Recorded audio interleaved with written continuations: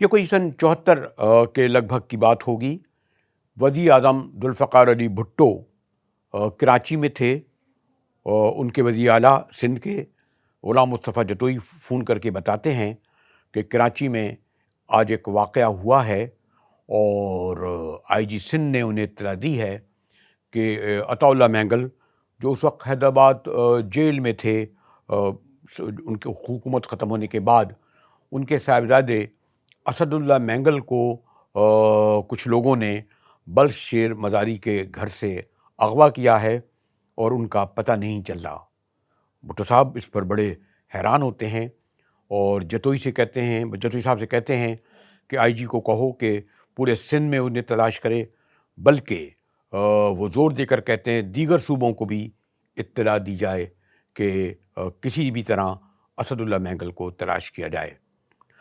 بھٹو صاحب کو اگلے دن پشاور جانا تھا۔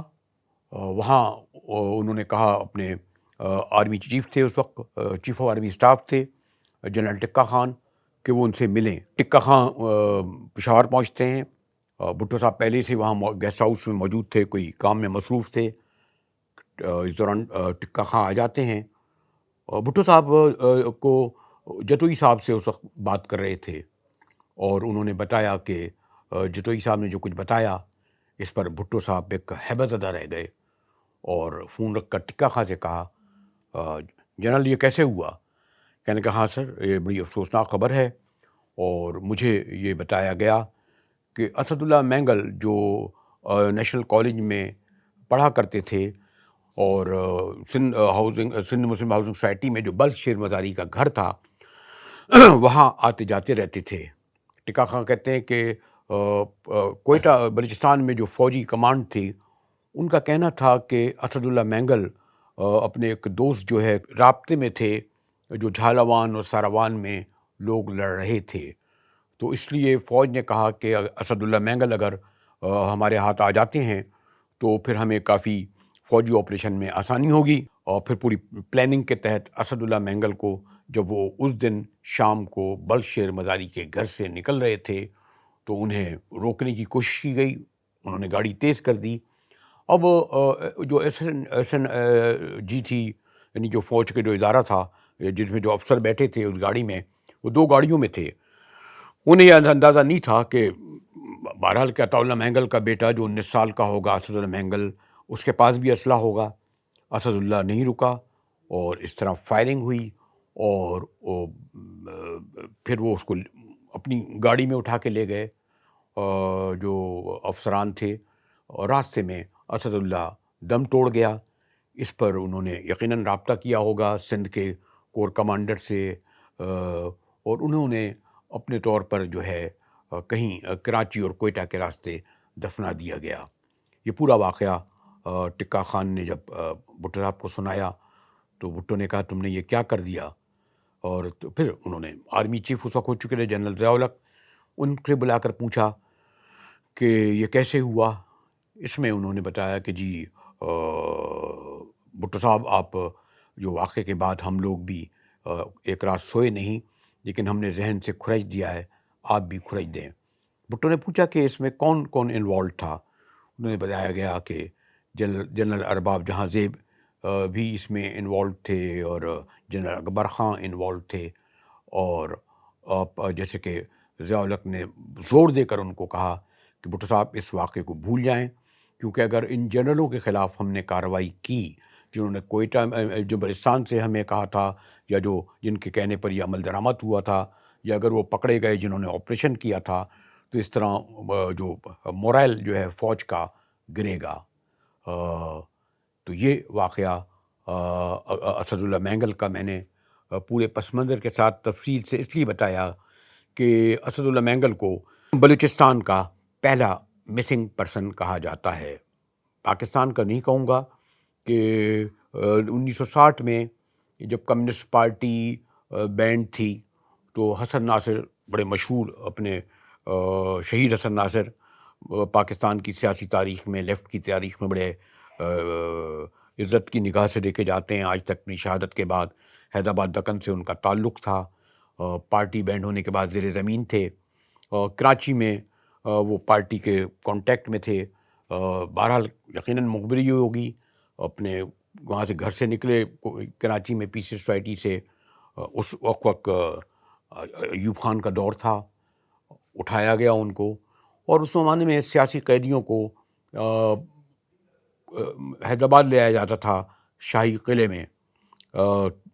کوئی غالباً ستمبر میں انہیں اٹھایا گیا، اور پھر قلعے میں جو ہے ان پر شدید تشدد ہوا، اور 13 نومبر 1960 کو ان کی شہادتی میں کہوں گا حسن ناصر کی ہوئی.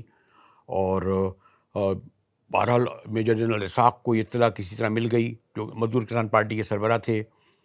ان کی فیض صاحب سے ملاقات ہوئی جو لاہور میں تھے، اور پھر یہ انہوں نے طے کرا کہ کیس دائر کیا جائے. میجر اسحاق نے کیس دائر کیا، تو وہاں جو شاہی قلعے میں جو افسران تھے یا استغاثہ جسے کہہ لیں، انہوں نے کہا کہ حسن ناصر بہت پریشان تھے، اور انہوں نے خودکشی کر لی. کیس آگے بڑھا. حسن ناصر کی والدہ حیدرآباد دکن سے آئیں، اور جب انہوں نے اس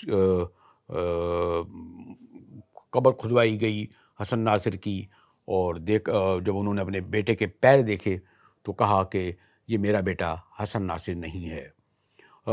پھر بہرحال میں نے کہا نا، اسد اللہ مینگل، اس سے پہلے حسن ناصر، اور کامریڈ نذیر عباسی کو بھی مسنگ پہلے کیا گیا، اٹھایا گیا جنرل ضیاء الحق کے دور میں. کراچی کے کہیں CIA سینٹر میں رکھا گیا.